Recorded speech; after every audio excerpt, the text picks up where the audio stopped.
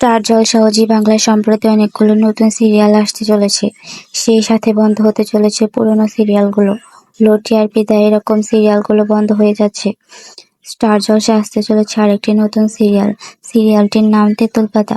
জানা যাচ্ছে সিরিয়ালটি একান্নবর্তী পরিবারের মজার গল্প নিয়ে হতে চলেছে। তাহলে শুনুন জেনে আসি সিরিয়ালটির প্রধান চরিত্রে কারা কারা থাকছেন।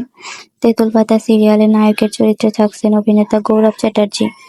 এই অভিনেতাকে তো আপনারা সবাই চিনেন।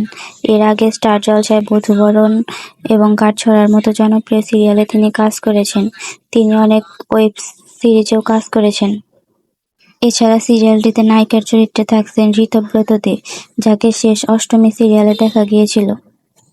এছাড়াও তিনি কালার্স বাংলায় নায়িকা নাম্বার 1 নাটকেও অভিনয় করেছেন। শুরুতে অরুণিমা হালদারের নাম উঠে আসলেও বর্তমানে জানা যাচ্ছে ঋতব্রতই থাকছেন নায়িকা চরিত্রে।